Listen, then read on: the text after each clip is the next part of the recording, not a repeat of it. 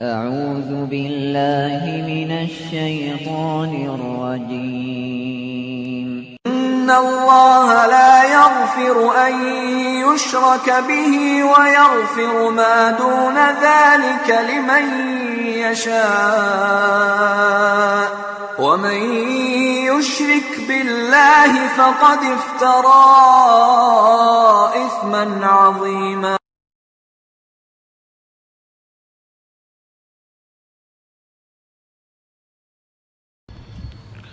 السلام علیکم ورحمۃ اللہ وبرکاتہ. الحمدللہ رب العالمین والصلاة والسلام علی رسولہ الامین وعلی آلہ وصحبہ اجمعین ومن تبعہ بإحسان الی یوم الدین. محترم سامعین کرام، رب العالمین کا بے انتہا شکر و احسان ہے کہ آج اس مسجد میں جامع علی بن ابی طالب میں ہندوستان کے مشہور و معروف شعلہ بیان مقرر فضیلت الشیخ جرجیس انصاری صاحب کا خطاب سننے کا جو موقع اللہ تعالیٰ نے ہمیں عطا فرمایا ہے. سامعین کرام، آپ کا غائبانہ تعارف آڈیو کیسٹ کے ذریعے اور ویڈیو کیسٹ کے ذریعے مختلف ممالک میں پہنچ چکا ہے.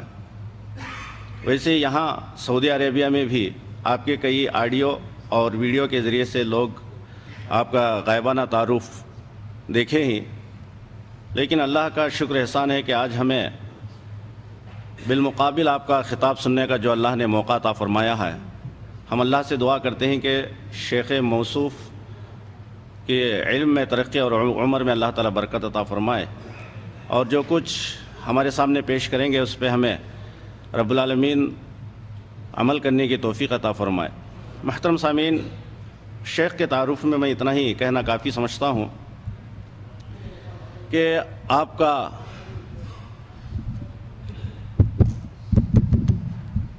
اسم گرامی جرجیس انصاری ہے، اور آپ کا تعلق انڈیا میں یو پی اٹاوا سے آپ کا تعلق ہے، اور آپ کی دینی تعلیم جھنڈا نگر مدرسہ سراج العلوم سے ہوئی،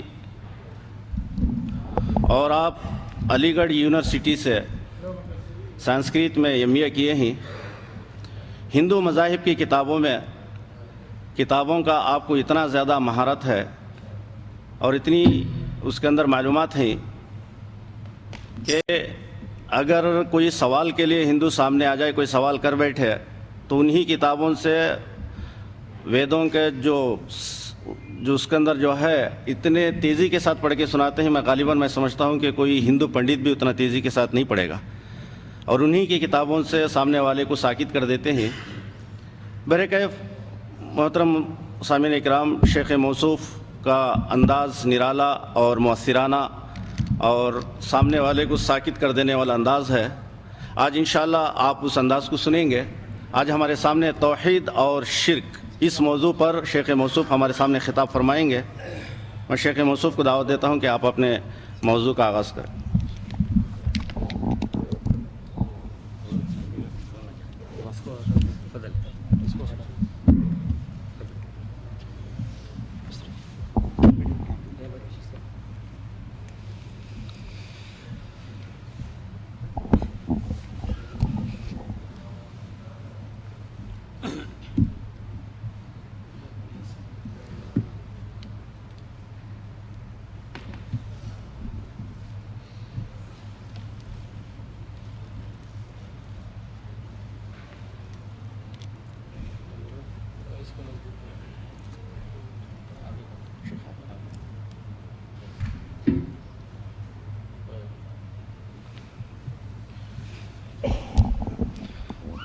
بسم الله والحمد لله ونصلي ونسلم على رسول الله نبينا محمد بن عبد الله صلى الله عليه وعلى آله وصحبه وسلم، وبعد.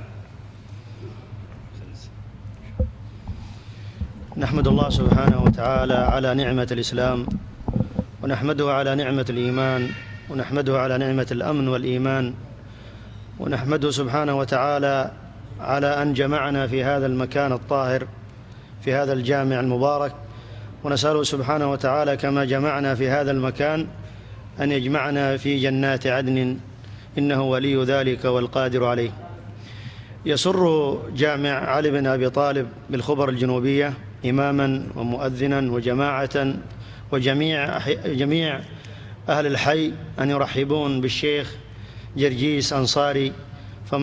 كما علمنا أن الشيخ حفظه الله له علم ودراية بالمذاهب والعقيدة والأديان، فأحث نفسي وأحث أخواني أن نستفيد من الشيخ، فهي فرصة عظيمة من الله بها علينا أن نلتقي بالشيخ في هذه الليلة المباركة، فنسأل الله سبحانه وتعالى أن يكتب له الأجر والمثوبة وأن ينفع به الإسلام والمسلمين.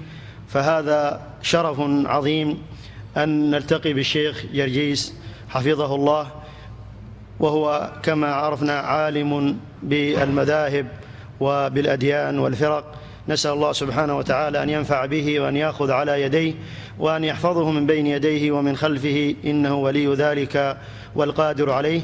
لا أطيل عليكم، مجرد ترحيب بالشيخ فقط، فالشيخ محبوب لديكم كما علمت أن الجميع يحب الشيخ جرجيس حفظه الله، فليتفضل جزاه الله خيرا مشكورا مأجورا.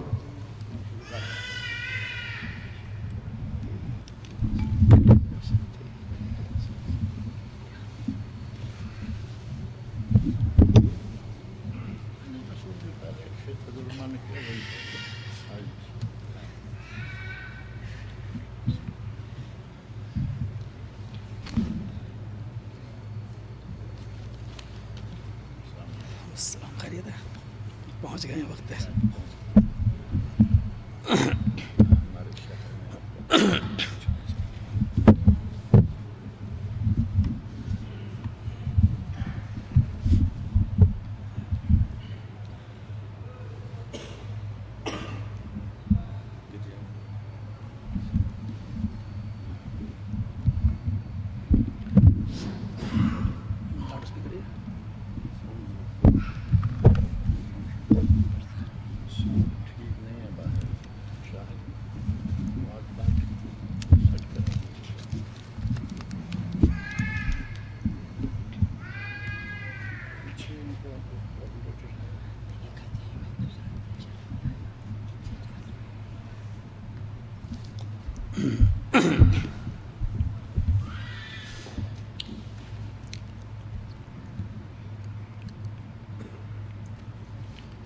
السلام علیکم ورحمۃ اللہ وبرکاتہ.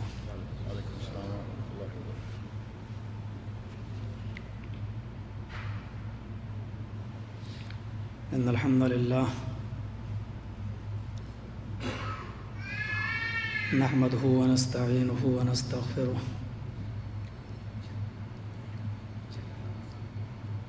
ونعوذ باللہ من شرور انفسنا ومن سیئات اعمالنا.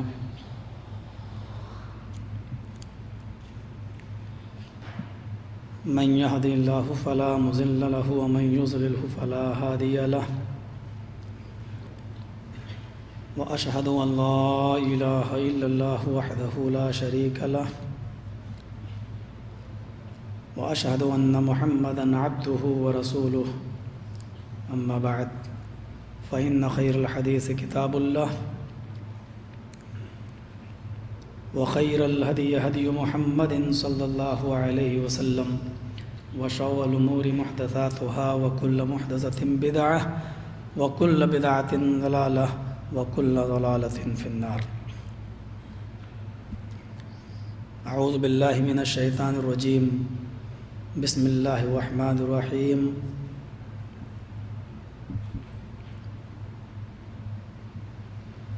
ولا تدع من دون الله ما لا ينفعك ولا يضرك فإن فعلت فإنك إذا من الظالمين. قال النبي صلى الله عليه وسلم: إذا سألت فاسأل الله وإذا استعنت فاستعن بالله. رب اشرح لي صدري ويسر لي أمري واحلل عقدة من لساني يفقهوا قولي.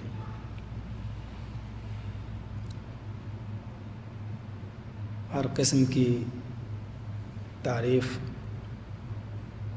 ساری خوبیاں اللہ رب العالمین کے لیے لائق و سزاوار ہیں.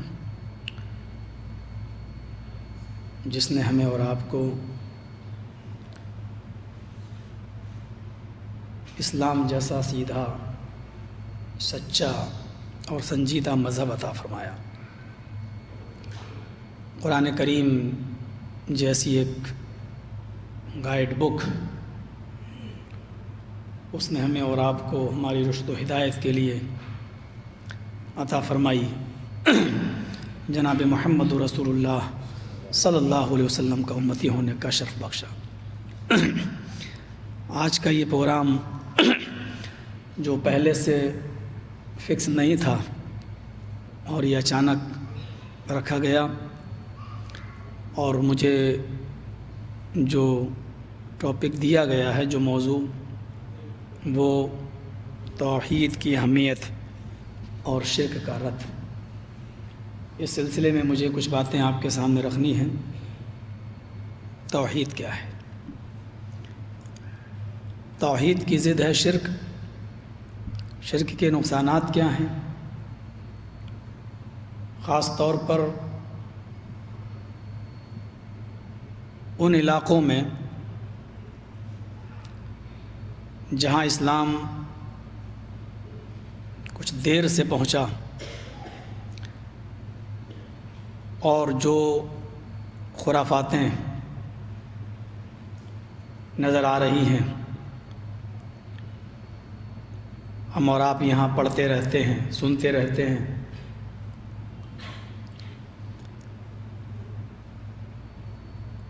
توحید کو نہ سمجھنے کا یہ ایک نتیجہ ہے۔ شرک کا سب سے بڑا نقصان یہ ہے کہ وہ اللہ کی محبت دلوں سے نکال دیتا ہے۔ آپ ہمارے علاقے میں آئیے اور تھوڑی سی تقریر کر کے دیکھیے کہ جو مانگنا ہو اللہ سے مانگو، پکارنا ہو تو اللہ کو پکارو، وہی دینے والا ہے، وہی عطا کرتا ہے، وہی بیمار کرتا ہے، وہی شفا دیتا ہے۔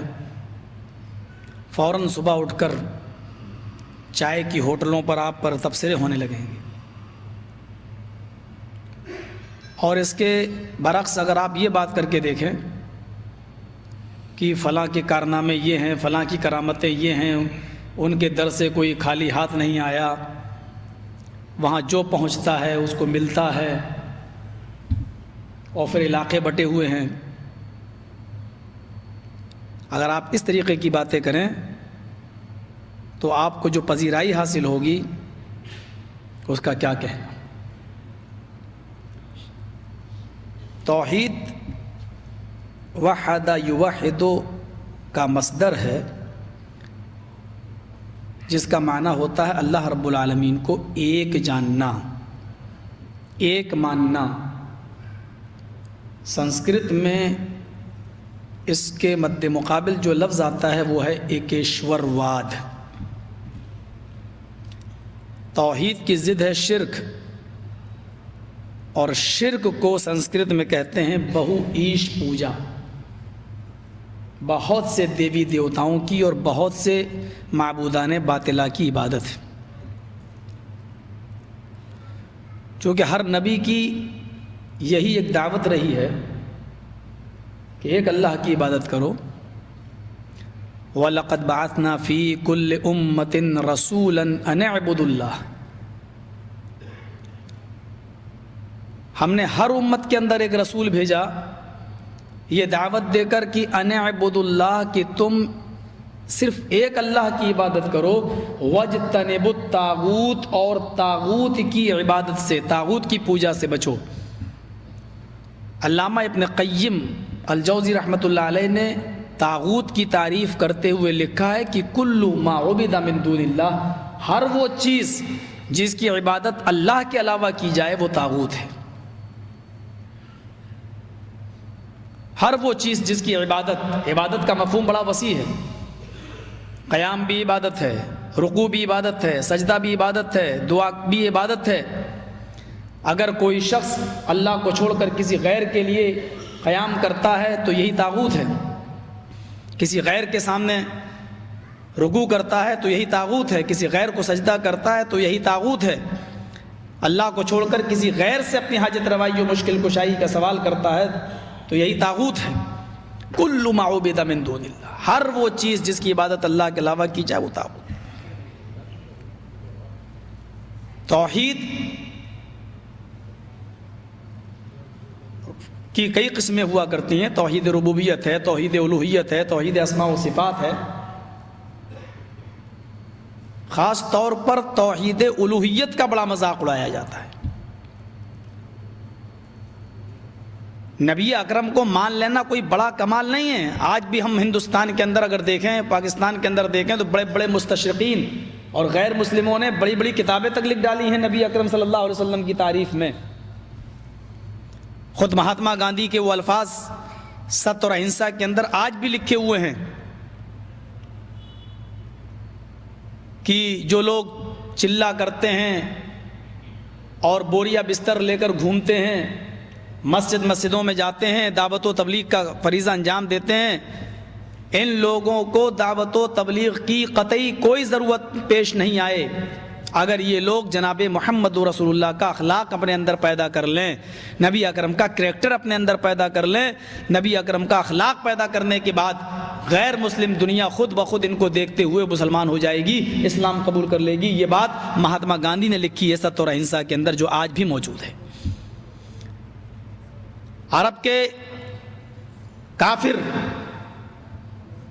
محمد رسول اللہ صلی اللہ علیہ وسلم کی امانت کے قائل تھے، صداقت کے قائل تھے، ان کو کوئی اعتراض نہیں تھا۔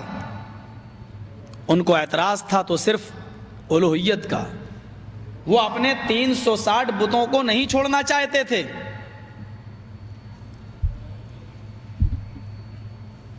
وہ نبی اکرم کو سچا ماننے کے لیے تیار تھے، امین و صادق ماننے کے لیے تیار تھے، بلکہ کہا بھی کرتے تھے۔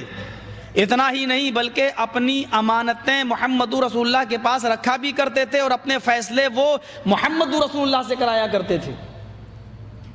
اور جب نبی اکرم کو دیکھ لیا کرتے تھے تو کہتے تھے قد جاءنا الامین قد جاءنا الصادق، امین آ گیا، صادق آ گیا، ہمیں اس کا فیصلہ منظور ہے۔ فیصلہ ہونے سے پہلے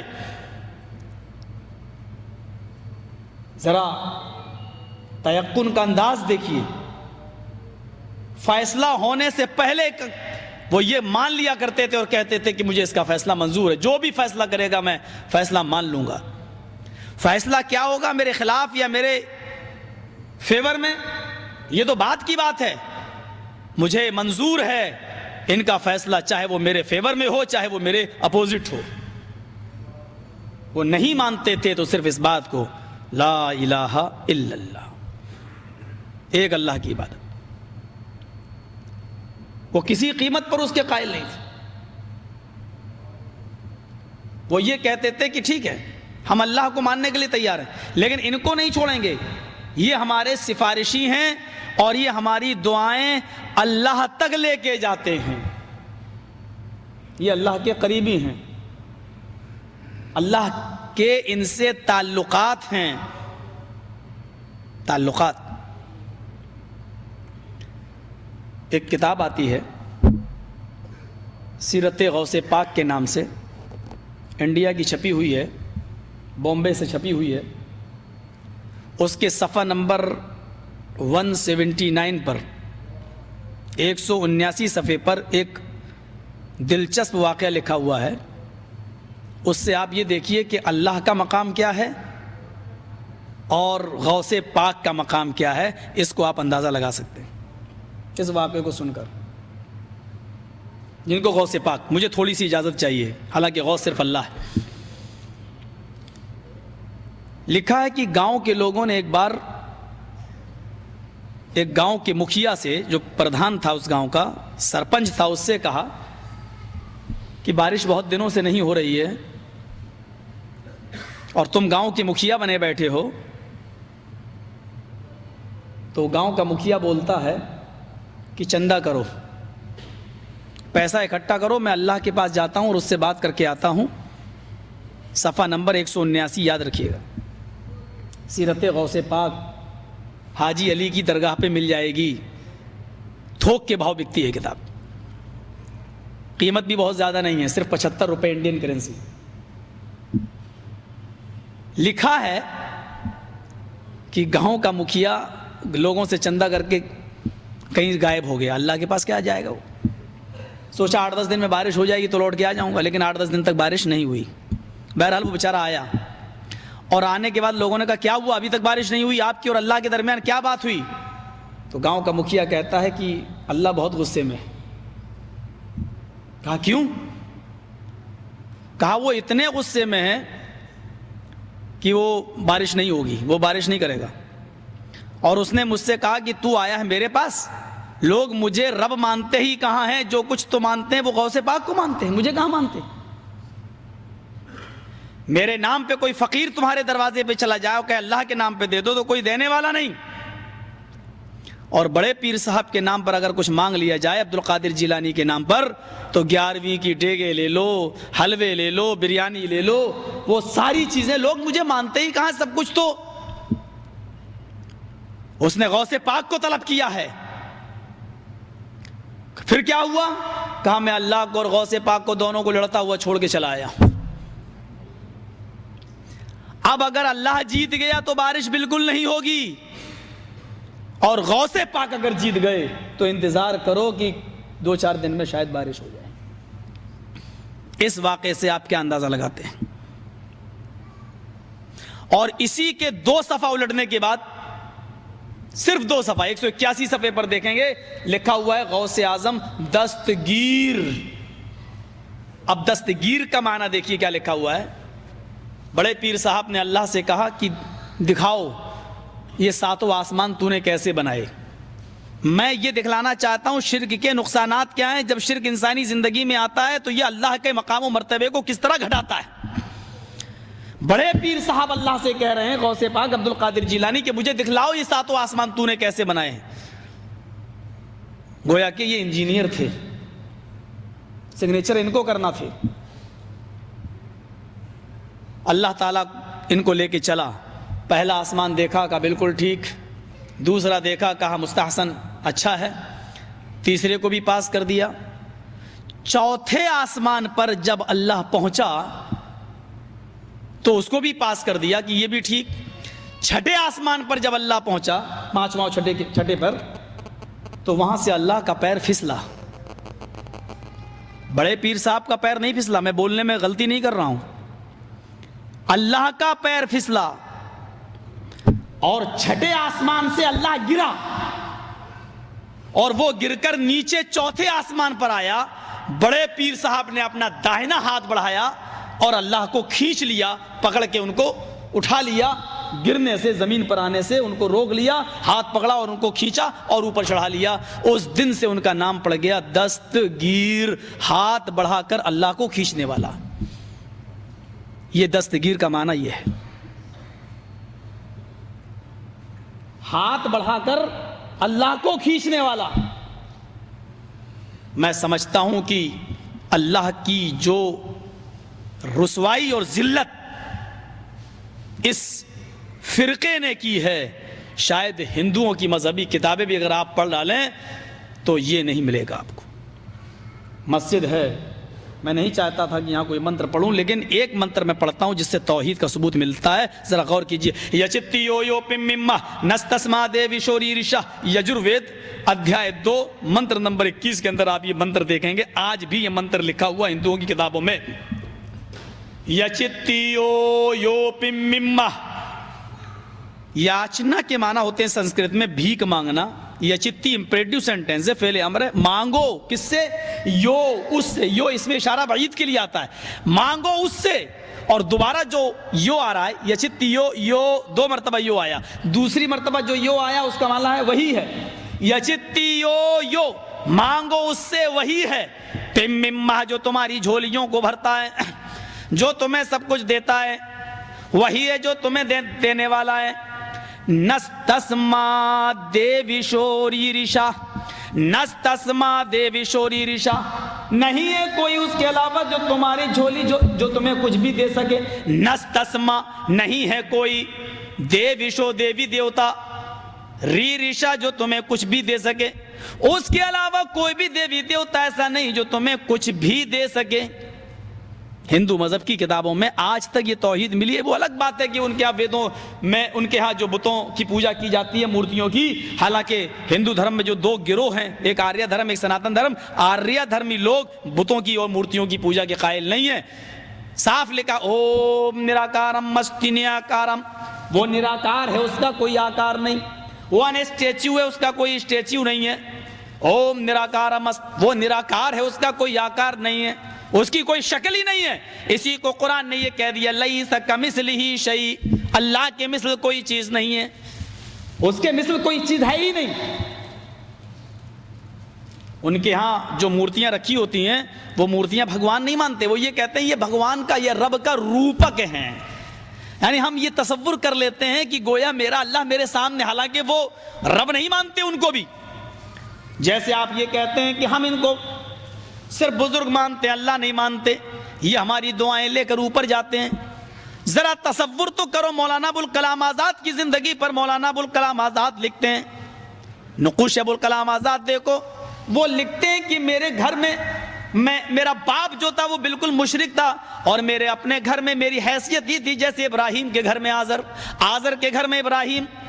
جیسے آزر کافر تھا اور ان کے گھر میں ابراہیم موحد توحید پرست تھے, ایسے ہی میری حیثیت سمجھو جیسے آزر کے گھر میں ابراہیم کی حیثیت تھی وہی میرے گھر میں. ابوالکلام آزاد کے باپ کا عقیدہ جانتے ہو کیا تھا؟ اتنا مشرکانہ عقیدہ تھا, شاید کسی کا یہ عقیدہ, ہم کہتے ہیں کہ ہمارے بہت سے آج اس مسلک سے اپنے نام کو جوڑنے والوں کا بھی عقیدہ نہیں ہوگا. مولانا ابوالکلام آزاد کے باپ برجستہ یہ شعر پڑھا کرتے تھے جو نقوش ابوالکلام آزاد کے اندر لکھا ہوا ہے, سب کا خدا خدا ہے ہمارا خدا محمد. ابوالکلام آزاد کے باپ کا عقیدہ یہ تھا, سب کا خدا خدا ہے ہمارا خدا محمد. لیکن ابوالکلام آزاد کا عقیدہ یہ نہیں تھا. انہوں نے توحید کی دعوت دی, شرک کا کاٹ کیا, اپنے باپ کے خلاف علم بغاوت بلند کیا, اور نتیجہ یہ نکلا.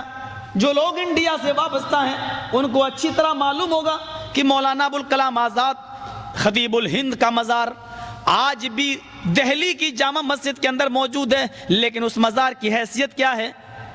اس مزار کی حیثیت کیا ہے؟ تالا پڑا ہوتا ہے, کتے اوپر سے دیواروں سے چڑھ کے اندر گھس جاتے ہیں. اس مزار کا کوئی جھاڑو لگانے والا بھی نہیں ہے, اس مزار پر کوئی جھاڑو لگانے والا بھی نہیں, کتے پیشاب و پائخانہ کر کے چلے جاتے ہیں. اگر مولانا ابوالکلام آزاد کا عقیدہ وہی ہوتا جو ان کے باپ کا عقیدہ تھا تو آج ان کی قبر پر عطر چھڑکایا جا رہا ہوتا, گلاب پڑ رہے ہوتے, پھول برس رہے ہوتے, اور ایک سے ایک عمدہ چادریں چڑھ رہی ہوتی. چونکہ ان کا عقیدہ یہ نہیں تھا اس لیے آج ان کے مزار کی حیثیت ہے, ان کے قبر کی حیثیت ہے. میرے پیارے ساتھیو, یہی چیز تو مجھے آپ کے سامنے رکھنا ہے کہ توحید کیا ہے. انہوں نے اس بات کو سمجھا تھا سب سے بڑا گناہ اللہ کو چھوڑ کر کسی غیر کو پکارنا ہے. اٹھائیے وہ حدیث جس کو امام بخاری کتاب الکبائر کے اندر لے کے آئے. حدیث کے الفاظ اس طرح ہیں, وعن عبداللہ ابن مسعود رضی اللہ تعالیٰ عنہ قال قال رجل یا رسول اللہ ای الذنب اکبر عند اللہ قال ان تدعو للہ ندا وهو خلقک. اس حدیث کو امام بخاری کتاب التوحید میں بھی لائے. حضرت عبداللہ ابن مسعود فرماتے ہیں کہ اللہ کے نبی صلی اللہ علیہ وسلم کے پاس ایک شخص آیا اور آتے ہی اس نے کہا ایو ذنب اکبر عند اللہ, اللہ کی نظر میں سب سے بڑا گناہ کون سا ہے؟ اللہ کی نظر میں سب سے بڑا گناہ کون سا ہے؟ سوچنا نہیں پڑا, جواب نہیں دینا پڑا. جناب محمد رسول اللہ صلی اللہ علیہ وسلم کا جواب سنو. آپ نے فوراً کہا ان تدعو للہ ندا وهو خلقک, اللہ کو چھوڑ کر کسی ایسی ہستی کو پکارنا حالانکہ اس نے تمہیں پیدا کیا ہے. اللہ کو چھوڑ کر کسی ایسی ہستی کو پکارو حالانکہ اس نے تمہیں پیدا کیا. اپنی حاجت روائی و مشکل کشائی کے لیے کسی غیر کو پکارنا یہ سب سے بڑا گناہ بتایا ہے جناب محمد رسول اللہ صلی اللہ علیہ وسلم. اس حدیث کو بھی اٹھاؤ جس کو امام بخاری کتاب التوحید میں لائے. اجتنبوا السبع الموبقات قالوا وما ہن یا رسول اللہ, 7 ایسے گناہوں سے بچو جو تمہیں تباہ و برباد کر کے رکھ دیتے ہیں. پوچھا وہ کون سے گناہ ہیں؟ ان میں سب سے پہلا جو گناہ اللہ کے نبی بیان فرماتے ہیں وہ گناہ ہے الشرک باللہ، اللہ کے ساتھ دوسرے کو شریک کرنا، سب سے بڑا گناہ۔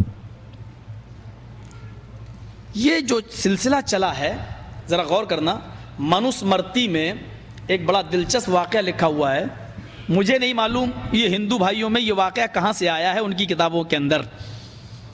میں یہ نہیں کہتا ہوں آپ سے کہ وہ کتابوں پر ایمان لاؤ، میں یہ بتاتا ہوں کہ ان کتابوں کے اندر خرافاتیں بھی جو بہت سی ہیں ان میں ایک خرافات یہ بھی بھری ہوئی ہے، ذرا غور کیجئے۔ لکھا ہے کہ 3 لوگ ایک دریا کا سفر کر رہے تھے، ذرا غور کرنا ہے، الگ الگ رب کو یا الگ الگ معبود کو پکارنے کا نتیجہ کیا نکلتا ہے۔ ہندو دھرم بھی اس کی یہ عبارت بھی آج اس کا کھنڈن کر رہی ہے، ذرا غور کرنا۔ 3 لوگ دریا کا سفر کر رہے تھے، ایک ہندو تھا، ایک عیسائی تھا، ایک مسلمان تھا۔ اب یہ مسلمان کا لفظ منوسمرتی میں مسلینیو کر کے آیا، مسلینیو سنسکارا، مسلمان بھی تھا مسلمان۔ اب یہ مسلمان اس دور میں کہاں سے آیا، اس کا جواب ہندو پنڈت دیں گے، ہم اس کے قائل نہیں، ہم تو یہ بتائیں گے تمہاری کتاب میں یہ لفظ آیا ہے۔ ناؤ ڈوبنے لگی، کشتی ڈوبنے لگی، اس میں جو مسلمان بیٹھا تھا اس نے کہا، یہ لفظ موجود ہے، اسم اللام سنکٹ موچن، اسم اللام اللہ سے بنا ہے، آئے اللہ تو اس مصیبت سے مجھے بچا لے۔ سنسکرت کے شبد کو دیکھو، منوسمرتی میں شبد موجود ہے، اسم اللام سنکٹ موچن، ہائے اللہ تو مجھے اس مصیبت سے بچا لے۔ منوسمرتی کا 18واں ادھیائے کہتا ہے اس کو اس مصیبت سے بچا لیا گیا، یعنی اس نے اپنے رب کو پکارا، اللہ نے اس کو بچا لیا۔ عیسائی نے کہا، اب یہ الفاظ منوسمرتی میں ہیں، او مائی گاڈ پلیز ہیلپ می۔ پتہ نہیں منوسمرتی کی عبارت یہ کہتی ہے کہ سب سے پرانا دھرم ہندو دھرم ہے، لیکن اس زمانے میں انگلش تھی نہیں، انگلش کا لفظ آیا کہاں سے، یہ جواب بھی پنڈت دیں گے۔ او مائی گاڈ پلیز ہیلپ می، او میرے رب مجھے بچا لے۔ عیسائی کو بھی اس کے رب نے بچا لیا۔ اب رہ گیا ہندو۔ کل میں نے بتایا تھا ہندو کا معنی کیا ہے، وہ کیسٹ منگوا لیجیے گا۔ اب وہ کہنے لگا، ہائے برہما مجھے بچا لے۔ کشتی اور نیچے جانے لگی، فوراً بدل گیا، کہتا ہے وشنو ہے وشنو مجھے بچا لے، اور نیچے جا رہا ہے، کہتا ہے شنکر ہے شنکر مجھے بچا لے، اور نیچے ڈوبنے لگا، بالکل مرنے کے قریب ہوا، کہنے لگا ہے رام مجھے بچا لے، اور نیچے جانے لگا، اور جب سانس آخری رہ گئی، دم گھٹنے لگی، تو لاسٹ میں کہنے لگا سیتا جی مجھے بچا لو، اور سیتا کہتے کہتے وہ مر گیا۔ اب ہندو دھرم کے اندر مرتیو لوک ہے، پنرجنم، دوسرا اچھے کام کیے تھے اس کو دوبارہ انسان کا جنم مل گیا۔ کہاں مل گیا؟ سمندر کے اندر۔ اب کیا دیکھتا ہے سمندر کے اندر، اس کی یہ سارے دیوی دیوتا یہ سارے کھڑے ہوئے ہیں، برہما بھی ہیں، وشنو بھی ہیں، شنکر بھی ہیں، رام بھی ہیں، سیتا بھی، اور سب اس کو بلا رہے ہیں، تم نے اچھے کرم کیے، انسان بنائے گئے، ادھر آؤ، ہٹو، دور رہو مجھ سے، میرا عقیدہ اٹھ گیا تمہارے اوپر سے، کوئی آستہ نہیں ہے۔ ان سارے بھگوانوں نے کہا کیا بات ہے، کیوں ناراض ہو مجھ سے؟ بولا مسلمان کو اس کے رب نے بچا لیا، عیسائی کو بچا لیا، تمہارے اندر اتنی طاقت نہیں تو کائے کے بھگوان بنے بیٹھے ہو؟ برہما جی بولے، عقیدہ دیکھیے ہندو کی کتاب میں، برہما جی بولے کہ میں تجھے بچانے کے لیے تیار ہو گیا تھا، جب تو نے برہما کہا تو میں تجھے بچانے کے لیے تیار ہو گیا، لیکن میری غلطی یہ تھی کہ میں سو رہا تھا۔ جب تو نے برہما کہا تو میں اٹھا، جب تک سو کر اٹھتا ہوں منہ ہاتھ دھلتا ہوں تب تک تو نے برہما کہنا چھوڑ دیا اور وشنو کہنا شروع کر دیا، تو پھر میں نے سوچا جب میرا نام ہی لینا چھوڑ دیا تو میں پھر لیٹ گیا۔ وشنو بولے جب تو نے میرا نام لیا تھا تو میں اٹھا، میں نے منہ ہاتھ دھل لیا، میں تو دروازے کی طرف آگے بڑھ رہا تھا، تو نے شنکر کہنا شروع کر دیا تو میں بھی واپس ہو گیا۔ شنکر بولے کہ میں نے تو کپڑے بھی چینج کر لیے تھے، میں تو دروازہ بھی کھول چکا تھا، تب تک تو نے رام کہنا شروع کر دیا تو میں بھی واپس چلا آیا۔ رام بولے میں تو گھر سے نکل چکا تھا، تیرے اور میرے بیچ میں آدھا راستہ رہ گیا تھا، آدھا راستہ میں طے کر چکا تھا، تب تک تو نے میرے اوپر وشواس چھوڑ دیا، آستھا اور عقیدہ چھوڑ دیا، اور میری پتنی سیتا پر تو نے عقیدہ رکھ لیا، اور سیتا کہنے لگا تو میں بھی چھوڑ کے چلا آیا۔ بولا سیتا جی تمہیں کیا ہو گیا تھا، تم بچا لیتی؟ سیتا جی بولی ہائے رام میں ناری تو نر، یہ الفاظ بھی موجود ہیں. میں ناری تو نر، میں استری تو پرش، میں عورت تو مرد. میں تیرے شریر کو کیسے ہاتھ لگاتی، میں رام کا بتایا ہوا منتر پڑھ رہی تھی، میں بال کٹا رہی تھی، میں مرد کے لباس میں بھیس میں آ رہی تھی، میں مردانہ چولا اتار رہی تھی، جنانہ چولا اتار رہی تھی اور مردانہ پہن رہی تھی. جب تک میں زنانی چیز کو ختم کرنے میں لگی تھی اور مردانہ ویس بنا رہی تھی، تب تک تو ڈوب کے مر گیا، تو میں کیا کروں؟ تو جس طریقے سے یہ الگ الگ دیوی دیوتاؤں کے پجاری تھے، ان کا یہ انجام ہوا کہ نہ خدا ہی ملا، نہ مثال صنم، نہ ادھر کے نہ ادھر کے. یہ حال آج ہمارے مسلمان بھائیوں کا بھی ہے. آپ کو ایک دلچسپ واقعہ سناؤں، ذرا غور کرنا. کتاب ہے بریلی کی چھپی ہوئی، اور یہ کتاب احمد آباد میں ملتی ہے، اب بریلی میں نہیں مل رہی ہے. احمد آباد میں 2 مزار ہیں. ایک مزار کا نام ہے سیدی موسیٰ سہاگ، اور ایک مزار کا نام ہے شاہ عالم بابا. یہ دونوں مزار جو لوگ انڈیا کے گجرات سے وابستہ ہوں گے وہ جانتے ہوں گے. تو ایک عورت کو بچہ نہیں ہوتا تھا تو وہ شاہ عالم بابا کے مزار پہ جاتی تھی، بہرحال وہ بچہ نہیں ہوا. شاہ عالم بابا کے مزار پر جو جائے گا اس کو لڑکا ہوگا، اور سیدی موسیٰ سہاگ کے مزار پہ جو جائے گا اس کو لڑکی ہوگی. یہ ایک عجیب ہے، لڑکی دینے والا الگ ہے، لڑکا دینے والا الگ ہے. یہ بھی ایک دستور ہے.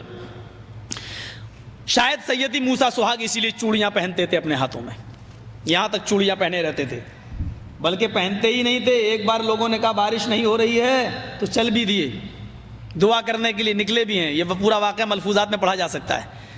ہاتھ میں پتھر لے لیا اور اپنے رب سے کہنے لگے، اے اللہ پانی برساتا ہے یا نہیں، یا تیرا سہاگ واپس. پتھر لے کر ہاتھ کی چوڑیوں کی طرف کہا کہ پانی برسا یا میں تیری بیوی نہیں، تیرا سہاگ واپس. کیا مطلب؟ میں تیری بیوی نہیں. اتنا کہنا تھا، چاروں طرف سے کالی گھٹائیں آ گئیں اور بادل چھا گئے اور تھوڑی دیر کے بعد بارش ہوئی. یعنی اللہ بھی نہیں چاہتا تھا کہ یہ مجھے چھوڑے. نعوذ باللہ. غور کرنا، یہ لوگ بیچارے توحید کی دعوت دیں گے جن کے عقیدے اس طرح ہوں. بہرحال اس عورت کو ایک بار لڑکا پیدا ہو گیا. مزار سے آواز آتی ہے، آئے اللہ کی بندی، میں نے یہ بیٹا تجھے دیا ہے، جا سیدی موسیٰ سہاگ کے مزار پہ جا اور اس سے کہنا کہ تیرے پاس میں 4 سال سے آ رہی ہوں، مجھے کوئی بیٹی ایٹی نہیں ہوئی. دیکھو وہ بابا کتنے پہنچے ہوئے ہیں، انہوں نے بیٹا دلوا دیا. کہتی ٹھیک ہے میں جاتی ہوں، کہتی ہوں مجھے تو آپ نے دلوایا، آپ بہت اچھے آدمی ہیں. یہ جاتی ہے اور موسیٰ سہاگ کے مزار پہ جا کے کہتی ہے کہ مجھے یہ بیٹا شاہ عالم بابا نے دلوایا، آپ کے پاس اتنی طاقت نہیں، نہ اللہ سے آپ کے تعلقات ہیں. قبر سے آواز آتی ہے، اے اللہ کی بندی ذرا اس کا کپڑا اتار کے دیکھ، وہ بیٹا ہے یا بیٹی؟ وہ بیٹی ہے، وہ میں نے دلوائی ہے. اس نے اس کی چڈی اتاری، نیکر اتارا، کپڑا اتارا تو کیا دیکھتی ہے، وہ تو لڑکی ہے. اب قبر سے آواز آتی ہے، شاہ عالم بابا کے مزار پہ جاؤ اور اس سے کہنا وہ تو انہوں نے دلوایا ہے. ابھی ادھر آتی ہے تو آواز آتی ہے کہ کپڑا اتار کے دیکھ.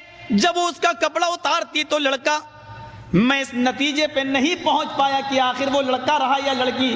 بہرحال اس کتاب میں اتنا لکھا ہوا ہے، ادھر جاتی تو لڑکا، ادھر جاتی تو لڑکی. کہیں غصے میں وہ بیچ سے نہ بھاگ آئی ہو، اور جب بیچ سے بھاگی ہوگی تو وہ کیا بنا ہوگا، اس کا فیصلہ تو ہمارے وہی بھائی بہتر بتا سکتے ہیں، ہم اور آپ نہیں کر سکتے. غور کرو، یہ ہیں بیچارے اللہ کی عزت کرنے والے، اور پھر یہ کہتے ہیں، یہ کہیں کہ ہم سے زیادہ رب کو ماننے والا کوئی نہیں، جناب محمد رسول اللہ کو ماننے والا کوئی نہیں. آج سے 100 سال پہلے پیدا ہونے والی شخصیت کا نام انہوں نے رکھا اعلیٰ حضرت. ہمارے نبی کو تو صرف حضرت کہا جائے، اور اپنے پیر کے ساتھ اپنے اس جس سے عقیدت کو جوڑا ہے اس کو اعلیٰ حضرت کہا جائے. اعلیٰ کے معنی تو سب سے بلندی کے ہوتے ہیں، سب سے اونچے کے ہوتے ہیں. سبحان ربی الاعلیٰ، اعلیٰ اس میں تفضیل ہے جس کا معنی یہ ہوتا ہے جو سب سے بلند ہے. ہم اسی لیے تو اپنی پیشانی اس کے سامنے رکھتے ہیں، کہتے ہیں کہ اللہ یہ پیشانی تو نے سب سے اوپر بنائی ہے، میرے جسم کے سب سے اوپر رکھی ہے. یہ پیشانی سب سے اونچی ذات کے سامنے ہی جھکے گی، ہر کس و ناقص کے سامنے نہیں جھک سکتی ہے. اسی لیے کہتے ہیں سبحان ربی الاعلیٰ، میرا وہ رب پاک ہے جو سب سے بلند ہے. انہوں نے ہمارے نبی کو کہا حضرت، اور اپنے پیر کے نام کے آگے لگایا اعلیٰ حضرت. حضرت سے بھی بلند، حضرت سے بھی اونچا، جناب محمد رسول اللہ سے بھی اوپر جس کا مقام و مرتبہ ہو. کچھ لوگ تو اس لائن میں نکلے کہ انہوں نے اپنے پیر کو اعلیٰ حضرت نبی سے اونچا کہا، اور کچھ لوگوں نے تو اللہ ہی کا باپ بنا دیا، ابو الاعلیٰ. آگے کا نام نہیں لوں گا میں، اس کا نام لینے سے پہلے مجھے وضو بنانا پڑے گا. بہت مبارک ہستی ہے، وہ لوگ آپ جانتے ہوں گے.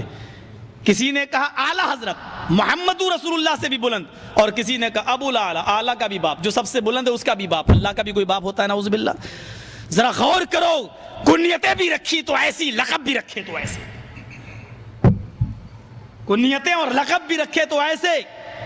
سب سے بڑا شرک ہے ان تدعو للہ ندا وہو خلق. پیغمبروں کو دیکھ لو، انبیاء کرام کی زندگی پر نظر ڈالو، کس کو پکار رہے ہیں. آپ کو ایک پوائنٹ کی بات بتاؤں اور نوٹ کر لینا. اللہ نے قرآن میں جتنے نبیوں کا، جتنے رسولوں کا نام ذکر کیا ہے، اللہ نے قرآن میں جتنے نبیوں اور جتنے رسولوں کا نام ذکر کیا ہے، ان کا بیان کرتے وقت اللہ نے ان کی پریشانیوں کا تذکرہ بھی کر دیا، تاکہ لوگوں تمہارے سامنے یہ مسئلہ حل ہو جائے کہ پیغمبروں پر بھی مصیبتیں آئیں، پریشانیاں آئیں، لیکن انہوں نے ان پریشانیوں میں کس کے سامنے اپنے دامن کو پھیلایا اور اپنی مصیبتوں کو دور کس سے کرایا. یہ ایک سیرت کا بہترین پیغام ہے قرآن کریم کے اندر، انبیاء کا ذکر کرنا اور انبیاء کے ذکر کے بعد ان کی پریشانیوں کا ذکر کرنا. آدم علیہ السلام کو لے لیجئے، جبکہ اللہ فرماتا وعلم اسماء، آدم کو بہت سے نام سکھلائے اللہ نے، علم بھی دیا. اللہ نے آدم کو نام سکھلائے، جنت میں بھیج دیا، یہ بھی فرمایا جنت میں کھاؤ پیو رہو جیسے چاہو، لیکن یہ بھی کہہ دیا وَلَا تَقْرَبُوا هَٰذِهِ الشَّجَرَةَ، اس درخت کے قریب نہ جانا. ایک درخت تھا، قرآن نے صرف درخت کہا ہے. قرآن کی فصاحت و بلاغت اسی میں ہے کہ اس کو بس وہیں تک رہنے دو. جب اللہ نے نہیں بتایا، نبی نے نہیں بتایا کہ وہ گیہوں کا درخت تھا کہ مرچ کا درخت تھا، تو ہمارے مفسرین کو بھی اپنی طرف سے، علماء کو اپنی طرف سے اس میں کچھ کرنے کی ضرورت نہیں ہے. کوئی ضروری نہیں کہ ہم اللہ کے علم میں برابر کے شریک ہوں. الف لام میم کا معنی اگر اللہ نے نہیں بتایا، نبی نے نہیں بتایا، تو ضرورت نہیں ہے ہمیں کہ ہم اس کے یہ معنی نکالیں کہ الف سے یہ، لام سے یہ، میم سے یہ. قرآن نے کہا اس درخت کے قریب مت جانا، لیکن حضرت آدم علیہ السلام گئے، شیطان نے بہکایا، ان کی بیوی نے کہا چلو چلو، چلنے میں حرج کیا ہے، گئے اور کھا لیا درخت. غور کرو، آدم کو جبکہ اللہ نے نام سکھلایا، علم دیا، فرشتوں سے کہا سجدہ کرو صرف اس لیے کہ ان کو علم دیا گیا تھا، لیکن علم وہ بھی اللہ نے دیا، اور اللہ کا علم دیا ہوا اور انسان کا سکھلایا ہوا علم دونوں برابر نہیں ہوتا ہے، دونوں برابر نہیں ہوتا ہے. محمد رسول اللہ کو امی کہا گیا ہے، یعنی ان پڑھ. جیسے ماں کے پیٹ سے جو بچہ پیدا ہوتا ہے وہ پڑھنا لکھنا نہیں جانتا، ایسے نبی بھی تھے، لیکن نبی اکرم ان پڑھ اس معنی میں تھے کہ کسی انسان نے نبی کو نہیں پڑھایا تھا، لیکن نبی اکرم بہت زیادہ پڑھے لکھے تھے. اس کا معنی یہ ہوا کہ اللہ نے نبی کو پڑھایا تھا، اور جب اللہ کسی کو پڑھاتا ہے تو اس کا پڑھایا ہوا سبق بندہ بھولتا نہیں ہے. میرے استاد نے ہمیں کیا پڑھایا، آدھا یاد ہے آدھا بھول گیا. میں ابھی 1 گھنٹہ 1.5 گھنٹہ آپ کے سامنے بولوں گا، چلا جاؤں گا، اگر آپ سے پوچھوں کہ میں نے کیا آپ کو پڑھایا، آپ میری تقریر ہو بہو اسی انداز میں پیش نہیں کر سکتے، آپ بہت سی باتیں بھول جائیں گے. انسان کو پڑھاتا ہے تو اس کا پڑھایا ہوا سبق پڑھانے والا بھی بھول جاتا ہے اور جس کو پڑھایا جا رہا وہ بھی بھول جاتا ہے، لیکن اللہ جب کسی کو پڑھاتا ہے تو پڑھانے والی ذات قادر مطلق ہے، اور جس کو پڑھا رہا ہے وہ معمولی ذات نہیں ہے، معمولی ہستی نہیں ہے. اللہ جو پڑھا رہا ہے، جس کو اللہ پڑھاتا ہے وہ آدمی اس سبق کو نہیں بھول سکتا، کیونکہ پڑھایا ہے اللہ نے. اور نبی اکرم کو کس نے پڑھایا؟ اللہ نے پڑھایا. دلیل اللہ نے خود فرمایا قرآن کریم کے اندر سَنُقْرِئُكَ فَلَا تَنْسَى. پڑھیے سب اسم ربک الاعلیٰ. سَنُقْرِئُكَ فَلَا تَنْسَى. قرأ یقرأ کے معنی عربی میں پڑھنا، اور اقرأ یقرأ یقرؤون کے معنی پڑھانا. اللہ نے فرمایا سَنُقْرِئُكَ فَلَا تَنْسَى. اے نبی ہم آپ کو ایسا پڑھائیں گے کہ آپ بھولیں گے نہیں. ایک انسان کو پڑھاتا ہے، اس کی پڑھائی الف با تا سا سے شروع ہوتی ہے، اللہ نے جب محمد کو پڑھایا تو آپ کی تعلیم علی باتاں سے نہیں شروع ہوئی.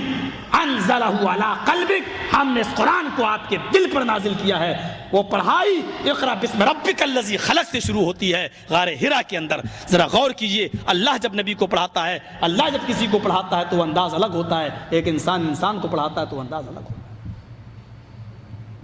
حضرت آدم کو نام سکھلائے، علم دیا، لیکن اس کے باوجود بھی علم غیب نہیں تھا. کسی نبی کو علم غیب نہیں تھا. اگر علم غیب ہوتا تو حضرت آدم اس درخت کے قریب نہیں جاتے اور سوچ لیتے کہ نہیں کھاؤں گا تو نکال دیا جاؤں گا اور جنت سے باہر کر دیا جاؤں گا. کسی نبی کو علم غیب نہیں تھا. تم تو کہتے ہو کتوں کو علم غیب، بلیوں کو علم غیب، بلیوں تک کو علم غیب ثابت کر دیا گیا. یہاں پیغمبروں کو علم غیب نہیں ہے.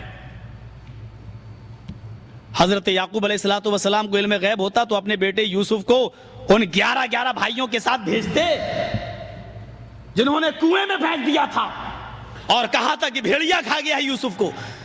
اگر علم غیب ہوتا تو کبھی نہیں بھیجتے. نہیں تم ان کو کنویں میں گرا دو گے اور کہو گے بھیڑیا کھا گیا. علم غیب اگر کسی نبی کو ہم مان لیں تو کتنی توہین ہے. حضرت ابراہیم علیہ السلام کو اللہ کہہ رہا ہے، خواب میں دکھلا رہا ہے کہ میں اپنے ہاتھ سے اپنے بیٹے کو ذبح کر رہا ہوں، قربانی مانگ رہا ہے بیٹے کی. حضرت ابراہیم علیہ السلام اپنے بیٹے سے کہہ رہے ہیں اور لے کے جا بھی رہے ہیں قربان کرنے کے لیے. اس کا مطلب یہ تھا کہ حضرت ابراہیم علیہ السلام کو اگر علم غیب مان لیا جائے تو ابراہیم علیہ السلام ایک ناٹک کر رہے تھے، ایک ڈرامہ کر رہے تھے، نعوذ باللہ. یعنی ان کو معلوم تھا کہ میرا بیٹا ذبح نہیں ہوگا، علم غیب تھا اس لیے چھری چلا دی. اگر مجھے یہ معلوم ہوگی چھری میرے بیٹے پہ چلے گی نہیں تو چھری چلانے میں پھر دقت کیا ہے. یعنی ابراہیم علیہ السلام نے فارمیلٹی پوری کی تھی بس، ورنہ ان کو معلوم تھا کہ میرا بیٹا کٹے گا نہیں، چھری نہیں چلے گی. تو ان کو اپنے بیٹے سے کہنا چاہیے بیٹے مجھے معلوم ہے میں نبی ہوں، مجھے علم غیب ہے، میں چھری چلاؤں گا لیکن چلے گی نہیں، تجھے ڈرنے کی ضرورت نہیں. لیکن کیا کہہ رہے ہیں، یا بنی انی اری فی المنام انی اذبحک فانظر. آئے میرے بیٹے میں نے آج کی رات خواب میں دیکھا کہ میں اپنے ہاتھ سے تجھے ذبح کر رہا ہوں، بول تیری کیا رائے ہے. فانظر غور کر لے، ماذا ترا تیرا کیا خیال ہے. فرما بردار بیٹے کا جواب بھی سنو کیا جواب دیتا ہے. یا ابت افعل ما تؤمر ستجدنی انشاءاللہ من الصابرین. آئے ابو جان آپ کو جو حکم دیا گیا آپ اس کام کو جلدی سے کر ڈالیے، انشاءاللہ آپ مجھے صبر کرنے والوں میں سے پائیں گے. حضرت آدم علیہ السلام اس درخت کا پھل کھا لیتے ہیں. منوسمرتی بھی کہتی ہے دونوں کے جسم سے آدم اور حوا، آدم کا نام عاشور، حوا کا نام ہیووتی اور شتروپا بتلایا گیا ہے ویدوں میں. دونوں کے جسموں سے جنتی کپڑا، سورگیہ وستر اتار لیا گیا، جنتی لباس. کھجور کے بڑے بڑے پتوں سے انہوں نے اپنے جسم کو چھپایا. یہ منوسمرتی کے الفاظ ہیں. اور اس کے بعد ان کو بھیج دیا گیا دنیا میں. منوسمرتی کے الفاظ یہ ہیں کہ حضرت آدم علیہ السلام کو سری لنکا میں اور حضرت حوا کو جدہ میں اتارا گیا. یہ میں نہیں کہہ رہا ہوں، یہ منوسمرتی کے الفاظ ہیں. حضرت آدم علیہ السلام نے اس دنیا میں آنے کے بعد اپنے رب کو جب پکارا تو کیا دعا مانگی. غور کیجئے گا کس کو پکار رہے ہیں. ہمارے بھائیوں نے تو بہت سی چیزیں اپنی طرف سے ملا دی ہیں. اور کیا کہا، عرش پہ لکھا دیکھا تھا حضرت آدم نے لا الہ الا اللہ محمد رسول اللہ. تو دنیا میں آنے کے بعد کہا اللہ میں محمد کے صدقے میں دعا کرتا ہوں، محمد کے طفیل میں دعا کرتا ہوں، محمد کے وسیلہ پکڑ کے دعا کرتا ہوں. تب اللہ نے کہا کہ اے آدم تمہیں کیسے معلوم کہ محمد ہمارے برگزیدہ پیغمبر ہوں گے اور آخری نبی ہوں گے. تب آدم نے کہا کہ عرش کے نیچے ایسی موضوع اور من گھڑت روایتیں لوگ پیش کرتے ہیں. قرآن نے پورے قصے کو بیان ہی نہیں کیا، جو توحید تھی اس کو بیان کر دیا ہے، جو اوریجنلٹی تھی اس کو پیش کیا ہے. آدم نے یہ نہیں کہا تھا کہ اللہ مجھے محمد کے صدقے میں یا محمد کے وسیلے سے بخش دے. آدم علیہ السلام کے جو دعا کی تھی وہ دعا یا کلمات قرآن سکھلاتا ہے. یہ دعا ربنا ظلمنا انفسنا وَإِن لَّمْ تَغْفِرْ لَنَا وَتَرْحَمْنَا لَنَكُونَنَّ مِنَ الْخَاسِرِينَ. ایک ایک لفظ پر غور کرو. اسی لیے مولوی لوگ فتویٰ دیتے ہیں, مبارک پور سے نکلا ہے, قرآن جو پڑھنا نہ جانتا ہو سیکھنے کی ضرورت نہیں ہے, انگلی چلاتے رہو ثواب ملتا رہے گا. لگتا ہے اس کا باپ اللہ کے پاس سے ٹھیکہ لے کے آیا تھا. انگلی چلاتے رہو ثواب ملتا رہے گا. کیا الفاظ کہے تھے, ربنا ظلمنا انفسنا, اے ہمارے رب ہم نے اپنے نفس کے اوپر ظلم کیا ہے. ہندو دھرم کے اندر یہ بھی لکھا ہے کہ آدم کو, آشو کو سب سے پہلے سورگ سے, جنت سے نکلوانے والی عورت ہے عورت. حوا نے کہا تھا, بہکایا تھا شیطان نے, اور حوا نے, دونوں نے. حوا نے بھی کہا تھا اس درخت کے قریب جاؤ, چلو کھا لو اس کا پھل. حوا بھی, حوا نے, ہیوتی نے جرم پاپ کروایا ہے. دنیا میں جب بھی کوئی عورت گناہ کرے, جب بھی کوئی مرد کوئی پاپ کرے گا, گناہ کرے گا, اس کا پہلا پاپ, پہلا گناہ عورت کے اوپر پڑے گا. عورت پاپ کی دیوی ہے, یہ ہندو دھرم میں لکھا ہوا ہے.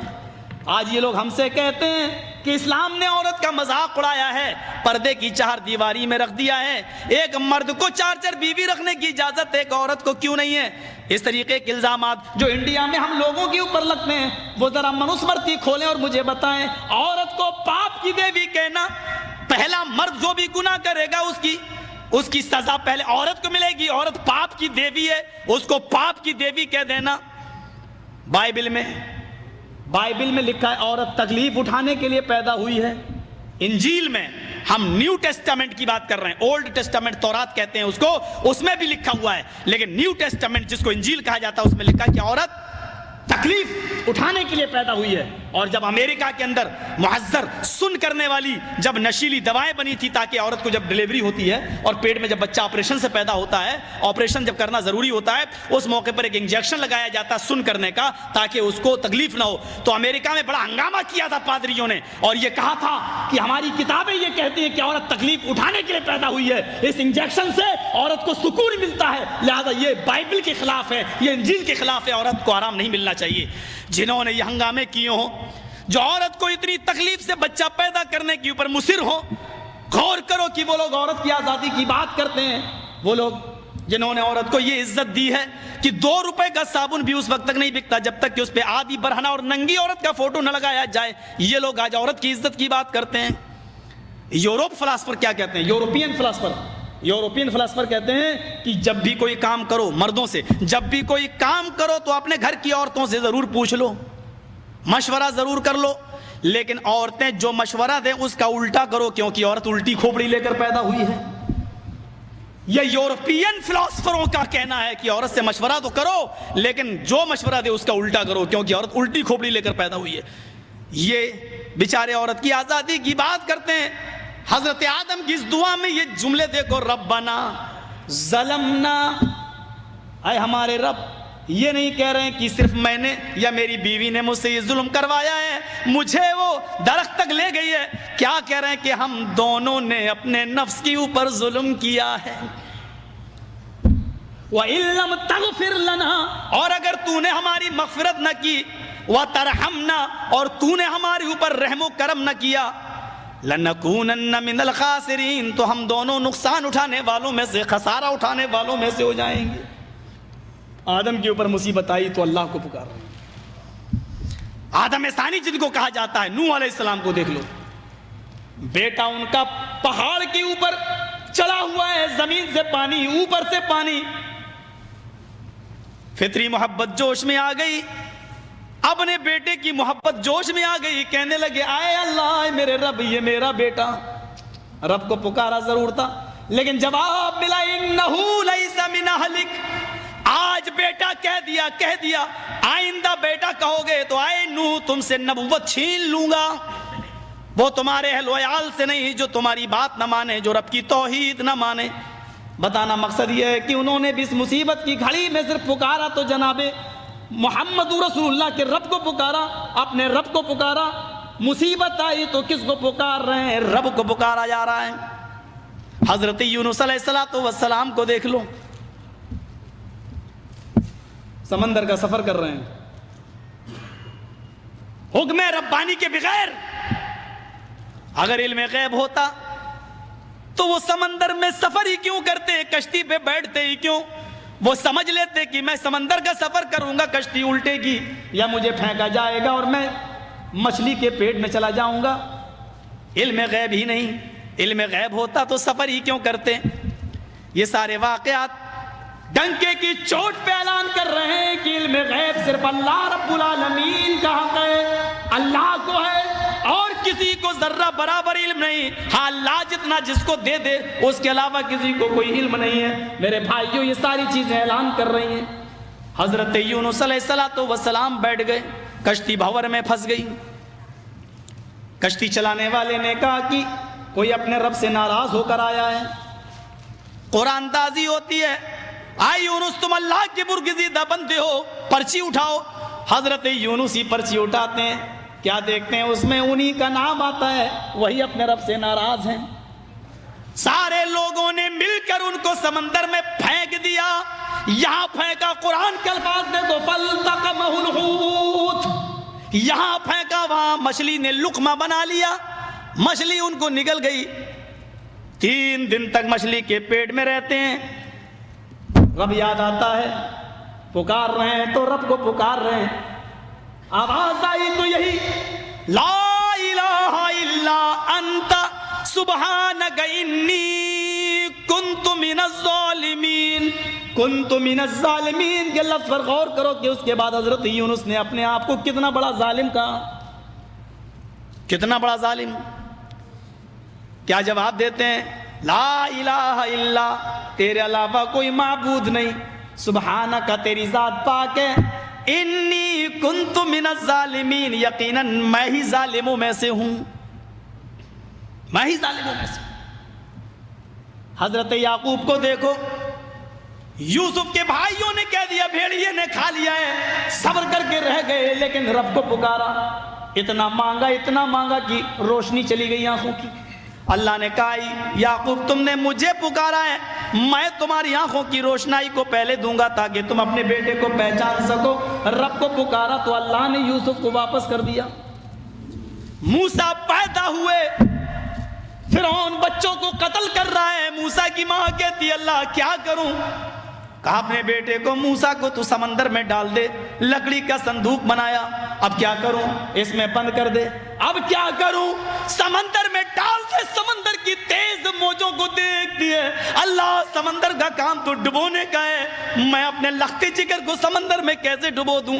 آواز آتی ہے اے موسیٰ کی ماں, میں نے تجھ سے موسیٰ مانگا ہے, جب تم مجھ سے واپس مانگے گی تو میں موسیٰ نہیں, میں تجھے کلیم اللہ واپس لوٹاؤں گا.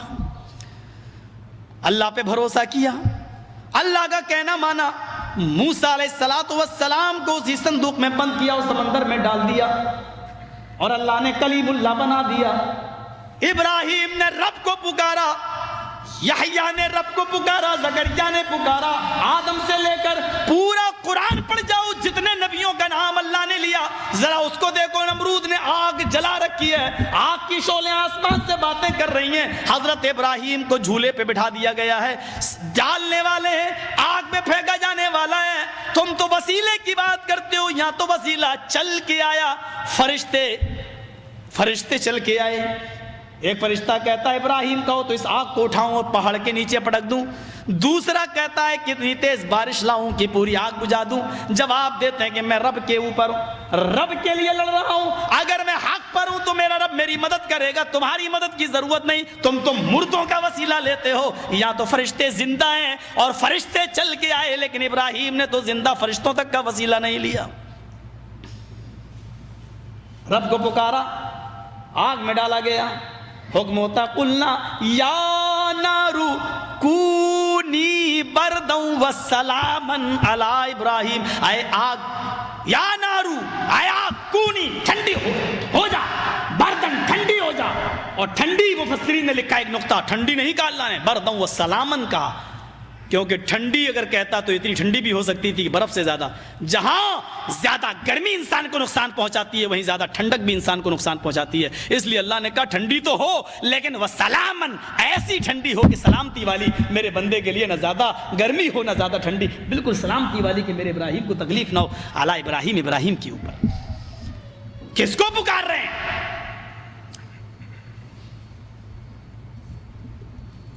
سیتا کا ہرن ہوا, یہ واقعہ بھی بڑا دلچسپ ہے. رام کی پتنی سیتا کو راوڑ لے کے بھاگ گیا. یہاں تو میں بول ہی سکتا ہوں, بھاگ گیا. کیوں بھاگا؟ 14 سال کا بنواس لے لیے. یہی ہوگا جو لوگ اپنی عورتوں کو 4 مہینے چھوڑ دیتے ہیں, چلے کے لیے جا رہے ہیں, فلاں کے لیے جا رہے ہیں, ذرا سوچنا چاہیے, ان لوگوں غور کرنا چاہیے. بھائی بھابھی کو کون سنبھالے گا, دیور ہے, ذرا سوچیے گا. اسی علاقے کا ایک واقعہ ہے, سناؤں گا تو آپ لوگ ہنستے کھیلتے کہیں گے یہ کیا معاملہ ہے. اسی علاقے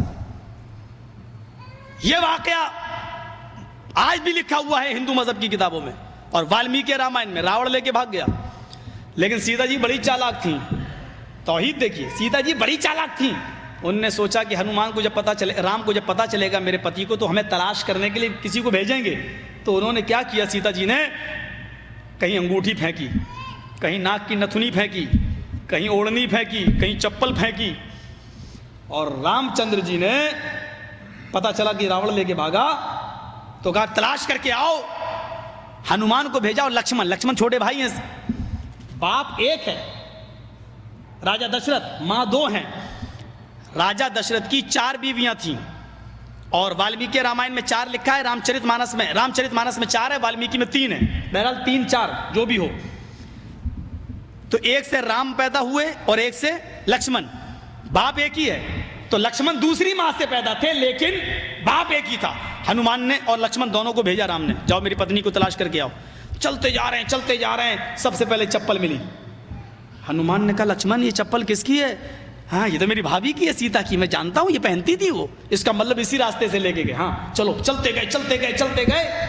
آگے بڑھے تو دوپٹہ ملا, کہا یہ کس کا؟ یہ میری بھابھی سیتا کا ہے. اور آگے بڑھے کنگنا ملا ہاتھ کا, یہ بھی میری بھابھی کا ہے. اور آگے بڑھے, غرض یہ کہ بہت سی چیزیں ملی. لاسٹ میں ناک میں نتھنی جو پہنی جاتی ہے وہ ملی. ہنومان نے کہا یہ نتھنی کس کی ہے؟ لکشمن بولے یہ نہیں جانتا ہوں. کہا کیوں؟ نہیں جانتا ہوں. یہ نتھنی بھی میری بھابھی کی ہو سکتی ہے, کیونکہ وہ ناک میں پہنتی ہوں گی, میں نے آج تک اپنی بھابھی کا چہرہ نہیں دیکھا. کہا کیوں؟ لکشمن کا جواب ہے وہ میرے بھائی کی پتنی ہے, میں کون ہوتا ہوں اپنے بھائی کی بیوی پر نظر ڈالنے والا. تمہاری کتابیں دیور اور بھابھی کا اتنا پردہ بتائیں تو کوئی چرچے نہیں. ہمارا اسلام اگر یہ کہہ دے کہ ایک عورت نے سوال کر لیا رائت الحم یا رسول اللہ, دیور کے بارے میں کیا خیال ہے, اور جناب محمد رسول اللہ کی عدالت سے جواب ملتا الحم الموت, دیور تو بھابھی کے لیے موت ہے, تو ساری آفتیں اسلام کی اوپر آ جاتی ہیں. ہم آہ بھی کرتے ہیں تو ہو جاتے ہیں بدنام, اور تم قتل بھی کرتے ہو تو چرچا نہیں ہوتا. مجھے آپ تو جواب دیں کہ لکشمن کو بھابھی کا چہرہ کیوں نہیں دیکھنے دیا. بہرحال مہابھارت کا یدھ ہوتا ہے, اور لکشمن ہنومان دونوں چھڑا کے لاتے ہیں سیتا جی کو. سیتا جی جب رام کے سامنے جھکتی ہیں اور ان کے پیر چھوتی ہیں اور آشیرواد لیتی ہیں, تو رام چندر جی نے اپنی پتنی کو جھکنے نہیں دیا, دونوں کاندھے پکڑ کے ان کو اٹھا لیا اور فرمایا رام رامائی نمہ رام رامائے ستیم استی. ہے سیتا میں رام ہوں تیرا, اور تیرے رام کا رام ہے اوپر والا. سنسکرت گرامر میں یہ رام رام آئے, جب رام کے ساتھ آئے آ جائے تو اس کا معنی ہوتا کا لیے, کے لیے, کو لیے, کی لیے. رام رام آئے, رام کے لیے نمسکار کرو, جھکو, یعنی اپنے رام کے سامنے نہیں بلکہ اس رام کے سامنے جو تیرے رام کا بھی رام ہے. اے سیتا میں تیرا رام ہوں اور تیرے رام کا رام ہے اوپر والا. رام رامائے نمہ, اپنے رام کو پرنام نہ کر بلکہ اس رام کے سامنے جھک جو تیرے بھی رام کا رام ہے. اس لیے ہندوؤں میں جب کوئی مر جاتا تو کہتے ہیں رام رام ستیہ ہے. ارتھی دیتے وقت شمشان گھاٹ میں لے جاتے وقت کیا کہتے ہیں؟ رام رام ستیہ. اب بدل دیا, کہنے لگے رام نام ستیہ ہے. حالانکہ سنسکرت نہیں بدل سکتے. رام رامائے ستیم استی, رام کا رام سچا ہے, یعنی رام رام سچا ہے. مطلب یہ ہوا ہائے مرنے والے تو مر گیا, اب رام چندر جی تیری زندگی کے مالک نہیں, اب تو رام کا رام جانے کی تیرے ساتھ کیا معاملہ ہوگا. تو نے عمل کیسے کیے, تو نے کرتوت کیسے کیے. رام کا رامی سچا ہے. فَمَن يَعْمَلْ مِثْقَالَ ذَرَّةٍ خَيْرًا يَرَهُ وَمَن يَعْمَلْ مِثْقَالَ ذَرَّةٍ شَرًّا يَرَهُ. ایک نہیں 1,00,000 قرآن خوانی کر ڈالو, ایک نہیں 1,00,000 قرآن پڑھ کے مرنے والے پہ بخش دو, مرنے والے کو کچھ بھی ثواب نہیں ملے گا. اس کی اپنی زندگی میں جو اس نے عمل کیے ہوں گے وہی اس کے کام آئیں گے. اگر قرآن خوانی کر کے کسی کو بخشنے سے ثواب ملتا ہوتا اور کوئی آدمی جنت میں جانے والا ہوتا, قرآن کے بخشنے سے تو اندرا گاندھی تو جنت الفردوس کی وارث ہو جائے گی. ہمارا باپ مرتا ہے تو ایک قرآن پڑھا جاتا ہے نا. اندرا گاندھی مری تو ضمیر فروش کٹھ ملاؤں نے, اپنے ضمیر اور اپنے ایمان کو بیچنے والے ملا اور مولویوں نے اس کی سمادھی پر 3 قرآن خوانی کی ہے, صرف کانگریس سے پیسہ وصول کرنے کے لیے. 3 قرآن. ایک قرآن جس پر پڑھ کے بخش دیا جائے تمہارا باپ جنت میں چلا جائے, 3 پڑھے جا رہے ہیں, کیوں نہیں جائے گا صاحب؟ وہ کافر ہے. کافر کہاں ہے؟ نہیں, وہ کلمہ نہیں پڑھتا. جو کلمہ تم پڑھتے ہو وہ بھی تو وہی کلمہ پڑھتا ہے. تم کہتے ہو لا الہ الا اللہ محمد رسول اللہ, اس کے یہاں پر بھی تو یہی کلمہ لکھا ہوا ہے. اتھرو وید کے 20ویں کانڈ میں, اور پنڈت مرنے سے پہلے اپنے بیٹے کو وہی انکہی کے جملے سکھلاتا ہے. لا الہ ہرنے پاپن الا اللہ پرم پدم, تو جو چاہے سورگ تو جپے نام محمدم. ہائے میرے بیٹے, مرنے سے پہلے لا الہ الا اللہ پڑھ لینا, تیرے سارے پاپ مٹ جائیں گے. لا الہ ہرنے پا الا اللہ, لا الہ ہرنے پاپن الا اللہ پرم پدم. لا الہ الا اللہ پڑھ لینا, تیرے سارے پاپ ہر ہو جائیں گے, مٹ جائیں گے.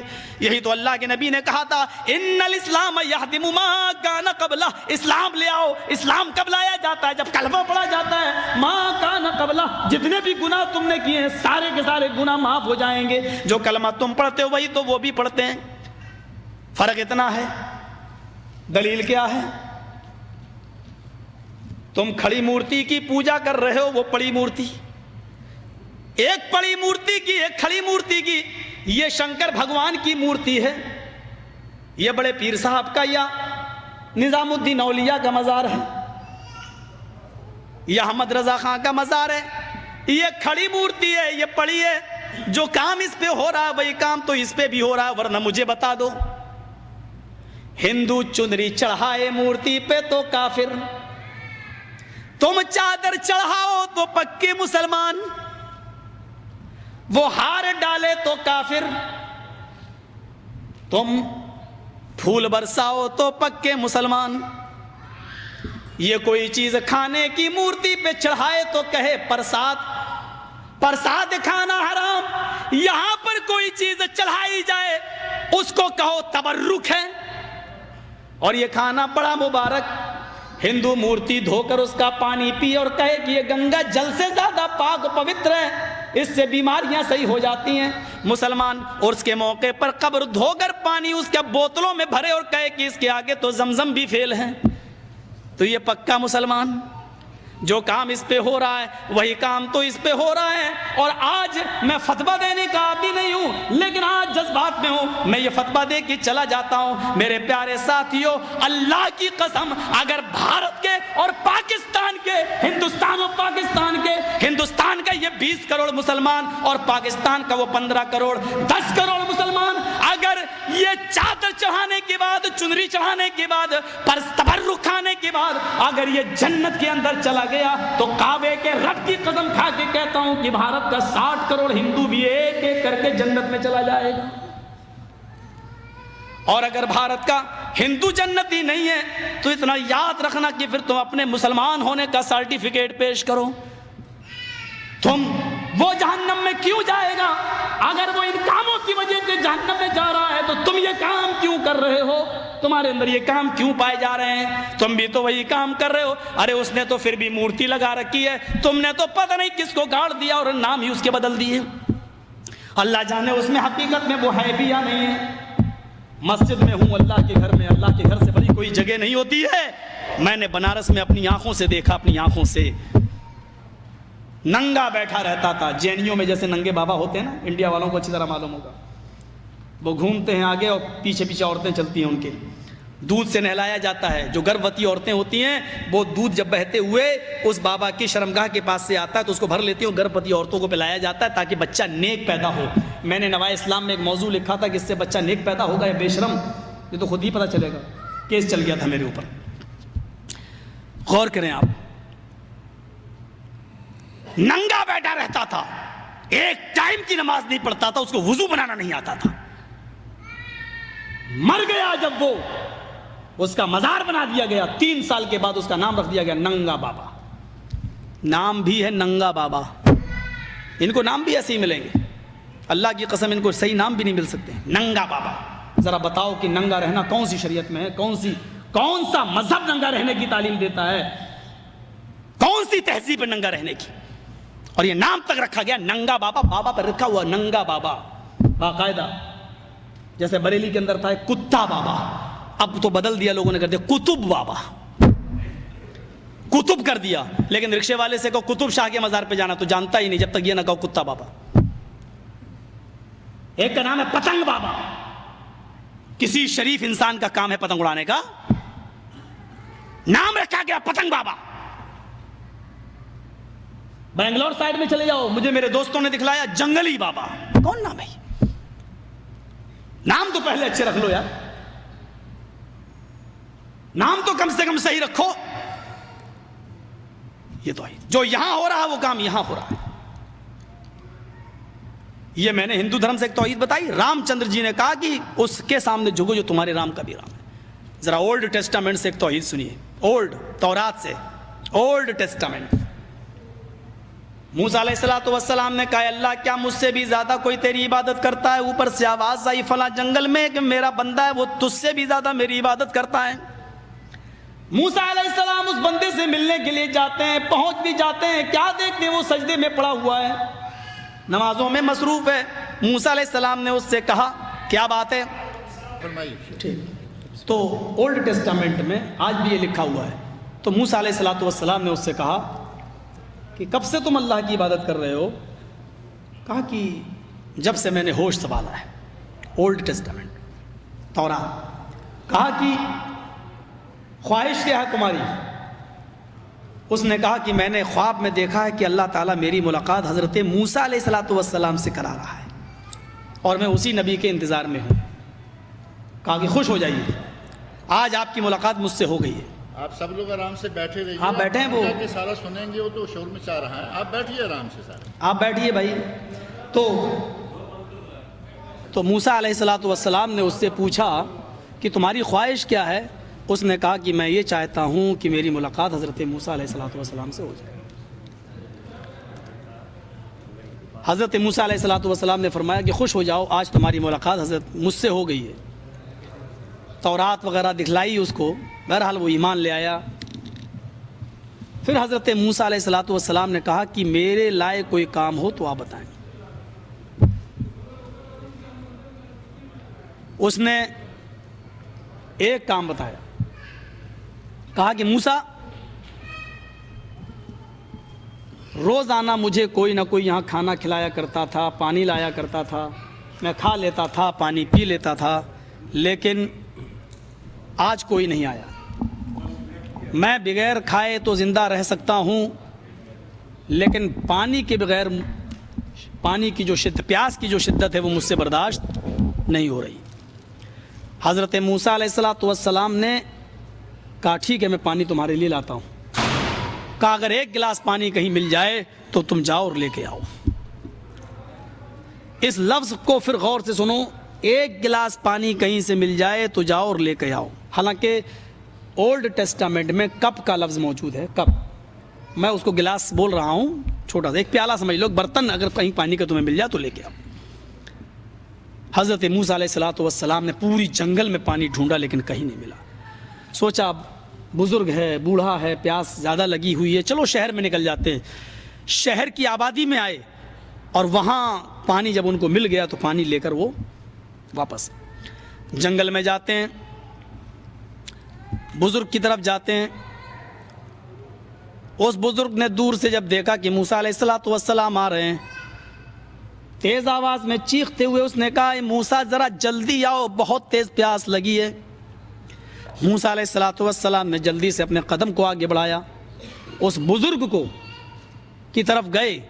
جیسے ہی اس کے پاس پہنچتے ہیں اس بزرگ کی روح قفس عنصری سے پرواز ہو جاتی ہے، بزرگ انتقال کر گیا۔ حضرت موسیٰ علیہ السلام نے اس کے سر کو پکڑ کر اپنی ران کے اوپر رکھا، کیا دیکھتے ہیں کہ سانسیں بند ہو چکی ہیں، دل کی دھڑکنیں بند ہو چکی ہیں، پانی کا برتن ان کے ہاتھ میں ہے۔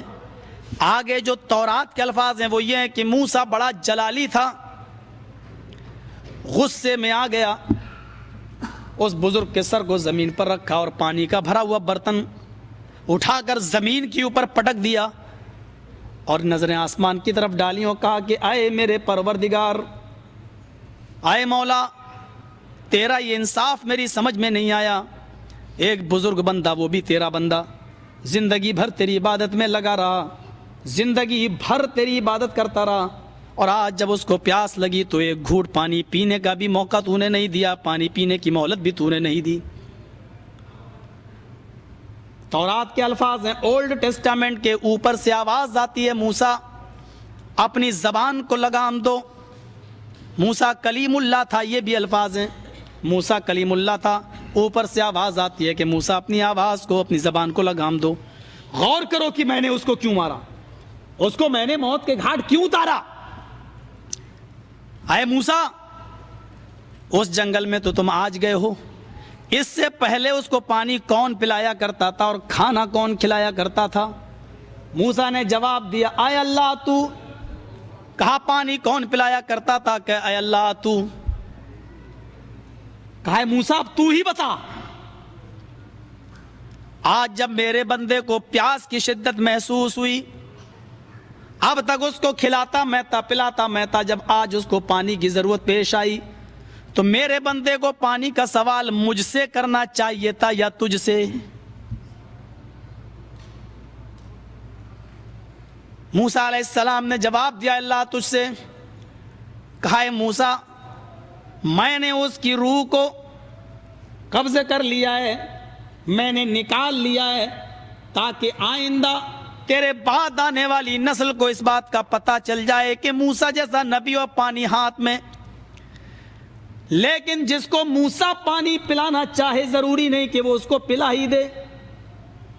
ہائے موسیٰ، میں نے اپنے بندے کی روح کو قبض کر لیا ہے، یہ دکھانے کے لیے کہ کسی نبی کے اندر بھی اتنی طاقت نہیں ہے کہ وہ کسی کو 2 گھونٹ پانی بھی پلا سکے۔ اگر تیرے اندر طاقت ہے تو ذرا پلا کے دکھا۔ تورات میں یہ واقعات جو آج بھی لکھے ہوئے ہیں کس توحید کو بتلا رہے ہیں؟ ہمارے ہاں تو پھر بھی اجازت ہے، چلو میرے پاس قلم نہیں ہے، میں نے آپ سے لے لیا، بیوی نے کھانا پکایا ہے، میں بیٹھا ہوا ہوں، لاؤ بیوی کھانا لاؤ، مانگ لیا۔ لیکن بیوی بھی ہماری محتاج ہے، ہم اس کو بھی ضرورت مند سمجھتے ہیں۔ آج آپ سے ہم نے قلم لے لیا، کل آپ ہم سے بھی کوئی چیز مانگ سکتے ہیں۔ آپ میرے اللہ تعالیٰ نے دنیا میں ایک دوسرے کا ضرورت مند ایک دوسرے کو بنا دیا ہے، لیکن یہ چیزیں آج بھی اس توحید کو واضح کر رہی ہیں۔ ایک طرف وہ دیکھو کہ اس کے سامنے جھکو جو تمہارے بھی رام کا رام ہے، میرے سامنے مت جھکو۔ اور اسی لیے نمہ کا لفظ آیا، نم سے بنا نمستے، میں نے کل بتایا تھا نمستے کہنا حرام ہے۔ ہمارے انڈیا میں جو مسلمانوں کا ماحول ہے، غیر مسلموں سے مروب ہیں، جو کاروبار کر رہے ہیں ان کے ساتھ مل کر نمستے جی حضور، نمستے جی صاحب، نمستے۔ نم کے معنی ہوتے ہیں سر جھکانا، آستمانی سامنے، نمستے، ہم آپ کے سامنے سر جھکا رہے ہیں۔ اسلام نے تو یہ تعلیم بڑے سے بڑے بزرگوں کے سامنے بھی نہیں دیے کہ ان کے سامنے بھی سر جھکایا جائے۔ ہم نمستے کیسے کہیں؟ نماز بھی جو لفظ آیا ہے، نماز یہ بھی سنسکرت کا لفظ ہے، عربی لفظ نہیں ہے۔ نم پلس از، یہ 2 شبدوں سے مل کر بنا ہے، نم پلس از۔ آپ دیکھیں نم کے معنی سر جھکانا، اور از کا لغوی معنی دیکھیں ڈکشنری میں، نارد وشال شبد ساگر میں، تو از معنی ایشور، اللہ لکھا ہوا، از میز ایشور۔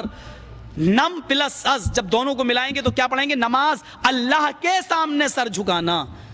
اگر اس کو اس معنی میں لیا جاتا تو ٹھیک ہے، اللہ کے سامنے سر جھکانا، اور نمستے آپ کے سامنے سر جھکانا۔ اس لیے نمستے کہنا حرام ہے، کوئی مسلمان کسی غیر مسلم کو نمستے نہیں کہنا چاہیے۔ یہ توحید کی دعوت تھی۔ شرک کس کو کہتے ہیں؟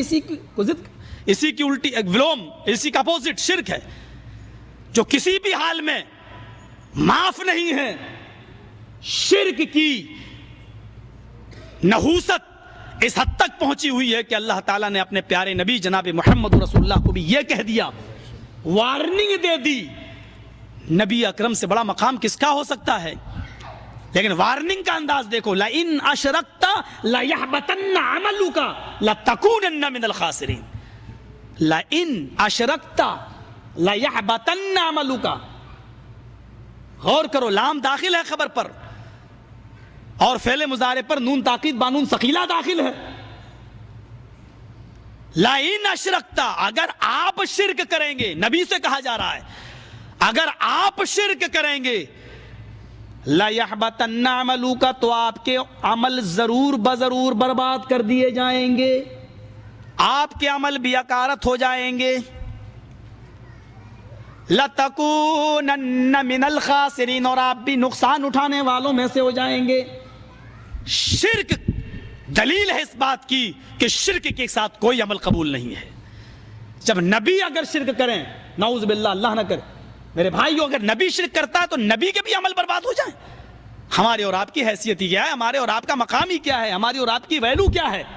اللہ نے نبی کو حکم دے دیا اگر آپ شرک کریں گے تو آپ کے بھی عمل برباد کر دی جائیں۔ یہ اسلام جو ہم تک پہنچا ہے، وہ جو دیا ہے ماں میں جو وہ چیز داخل ہے، جو کچھ بھی دیا، چاہے وہ تمہارے فیور میں ہو چاہے وہ تمہارے خلاف ہو، لے لو، ہر حال میں لینا۔ ما آتاکم الرسول فخذوا، جو کچھ بھی رسول تمہیں دے وہ لے۔ دیکھیے اللہ نے کتنی بڑی بات کہی ہے، جو رسول، یہ نہیں کہا جو میں دوں وہ لے لو، کیوں؟ یہ نہیں کہا کہ ما آتاکم اللہ، جو اللہ دے وہ لے لو، نہیں، ما آتاکم الرسول، جو رسول دے وہ لے لو۔ کیوں؟ اس لیے کہ رسول نے جو کچھ بھی دیا ہے وہ بالکل من جانب اللہ ہے، اس بات کی گارنٹی اللہ نے دی۔ ما ینطق عن الہوی، میرا رسول اپنی طرف سے کچھ کہتا ہی نہیں ہے۔ عن الہوی کہا ہے، علماء جانتے ہیں ان کہاں آتا ہے۔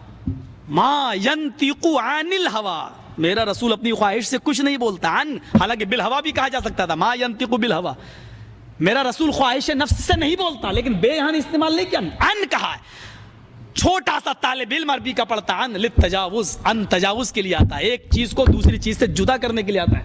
عربی کا ایک طالب علم نحو میں پڑھتا ہے رمیت السہم عن القوس، رمیت السہم عن القوس، میں نے تیر کو کمان سے نکالا، میں نے تیر کو کمان سے پھینکا، یہ کمان ہے، تیر اس میں لگا ہوا ہے، میں نے نکالا، جیسی تیر کو پھینکا تیر وہاں گرا، کمان ہمارے پاس ہے۔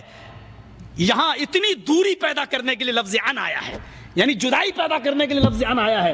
جس طرح تیر کمان سے نکلنے کے بعد دور گرتا ہے، اس کا کمان سے کوئی واسطہ نہیں ہوتا ہے۔ ما ینطق عن الہوی، میرے نبی اور ان کے خواہش سے بولنے کے درمیان بھی اتنی ہی دوری ہے کہ میرا نبی خواہش سے بول ہی نہیں سکتا ہے۔ جیسے تیر کمان سے نکلنے کے بعد تیر سے کمان سے کوئی واسطہ ہی نہیں ہوتا ہے، ایسا میرے نبی کا اپنے خواہش سے بولنے سے کوئی واسطہ ہی نہیں ہے، کوئی چیز ہی نہیں ہے، میرا نبی اتنی دور رہتا ہے اپنی طرف سے۔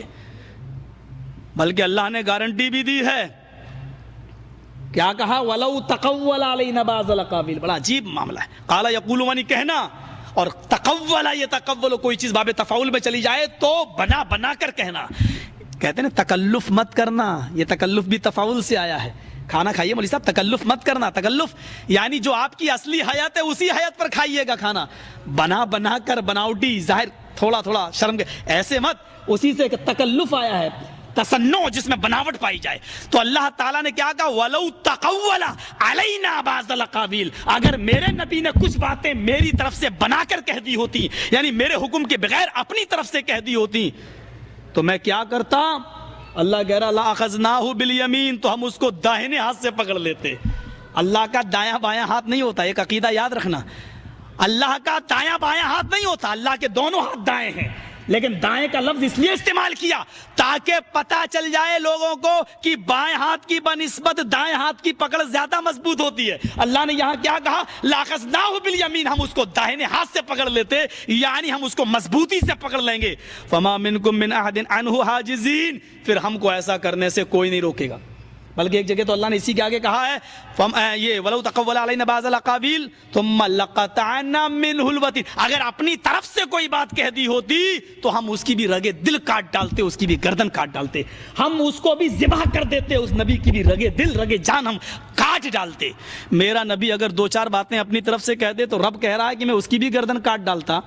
ان کٹھ ملاؤں کا کیا ہوگا جنہوں نے پورا دین بناوٹی بنا ڈالا ہے, پورا دین بنا کے پیش کر دیا ہے. شب برات کا حلوہ کہاں سے آیا؟ سب اللہ کے نبی کے دندان مبارک شہید ہوئے تھے تب آپ نے کھایا.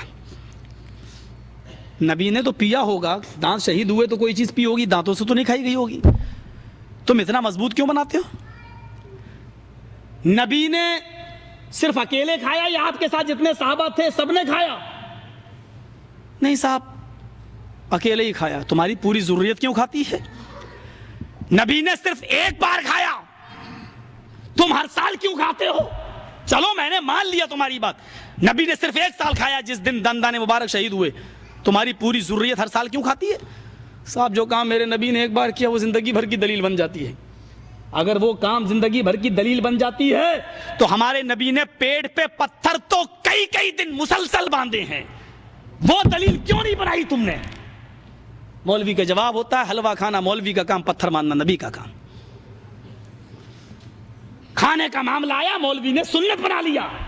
بخاری شریف کی کتاب العتیمہ والاشربہ کی روایت ہے,